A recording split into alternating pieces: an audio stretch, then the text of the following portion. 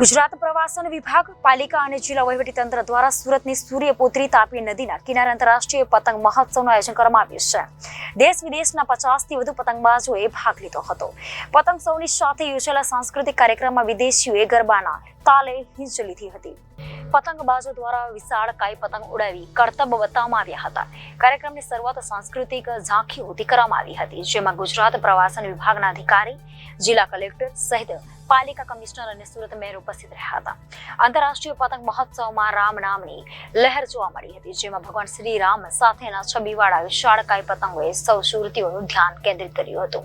આ સાથે વિદેશથી આંતરરાષ્ટ્રીય પતંગ મહોત્સવમાં ભાગ લેવા આવેલા પહોંચેલા વિદેશી પતંગબાજોએ ગરબા કરી ભરપેટ વખાણ કર્યા હતા. આંતરરાષ્ટ્રીય પતંગ મહોત્સવમાં વિવિધ પ્રકારના મહાકાય પતંગોએ ભારે આકર્ષણ જમાવ્યું હતું. જે કાર્યક્રમમાં હાજર રહેલા શાળાના વિદ્યાર્થીઓએ પણ આંતરરાષ્ટ્રીય પતંગ મહોત્સવને નિહાળવાની સાથે સાથે ગરબાની રમઝટ માણી હતી. My name is Angelica. I'm from Belarus. This is my second time of the festival Kite. Today I thank you to Gujarat Tourism. This is very beautiful, wonderful festival Kite. Belarus very know about India. I live Belarus, and when I fly my city, I tell many about this is international festival Kite. Belarus people very like culture, like history, like tradition India. And I work in education. When I fly my city, I tell my children, I tell on conference about this is beautiful festival Kite. Many Belarus people travel in India. President Belarus very friendly with Indian President Narendra Modi. And today I tell this is very famous holiday. Many temples with world show your flying on this is international festival Kite. And I tell I love you India. My heart with India.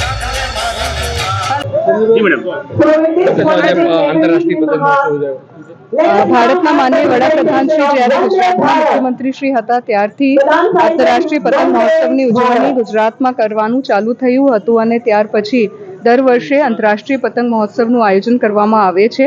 આ વર્ષે પણ ગુજરાતના માનનીય મુખ્યમંત્રી શ્રીના માર્ગદર્શન હેઠળ સુરત મહાનગરપાલિકા અને જિલ્લા વહીવટી તંત્રે આજે આંતરરાષ્ટ્રીય પતંગ મહોત્સવનું આયોજન કર્યું છે. ખૂબ જ મોટી સંખ્યામાં લોકો આ પતંગ મહોત્સવમાં ભાગ લઈ રહ્યા છે. વિવિધ રાજ્યોના લોકો અહીંયા ઉપસ્થિત છે અને ખાસ કરીને આંતરરાષ્ટ્રીય સ્તરેથી પણ વિવિધ દેશોમાંથી અહીંયા લોકો આજે રહ્યા છે. મોટી સંખ્યામાં નાના બાળકો પણ અહીંયા ઉપસ્થિત છે. આજે આખા દિવસ પતંગ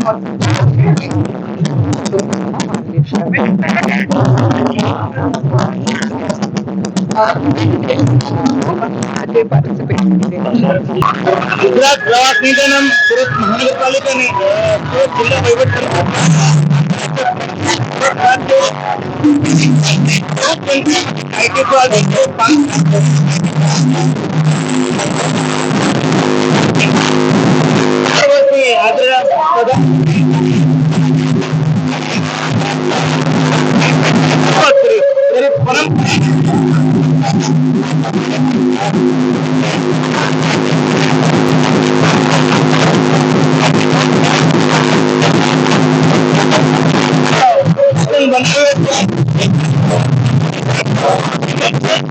राम मंदिर निमित्त है।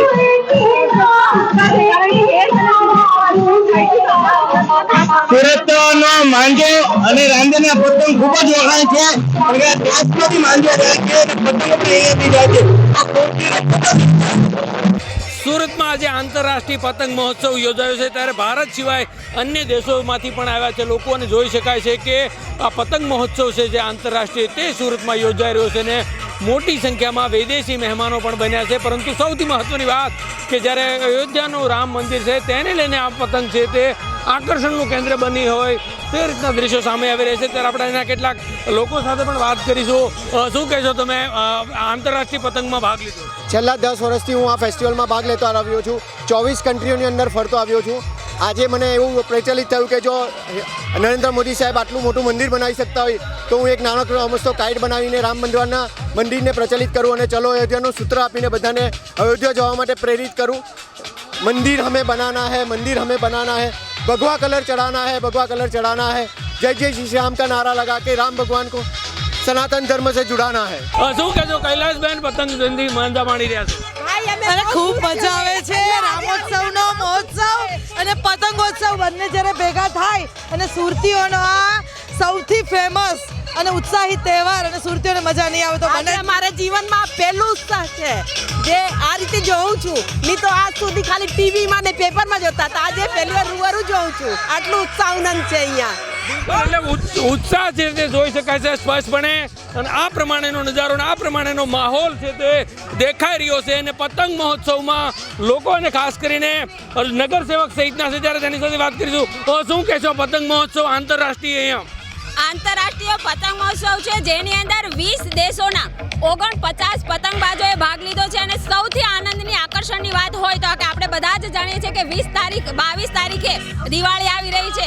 તો રામ મંદિર જ્યારે 550 વર્ષ પછી પોતાના નિજ મહેલમાં આવી રહ્યા છે, તો આ પતંગ ઉત્સવમાં, આંતરરાષ્ટ્રીય પતંગ મહોત્સવમાં શ્રી રામ અયોધ્યાનું મંદિર આકર્ષણનું કેન્દ્ર બન્યા છે. અને જય જય શ્રી રામના નારા સાથે સુરતીઓએ પતંગ ઉત્સવનો આનંદ માણ્યો છે.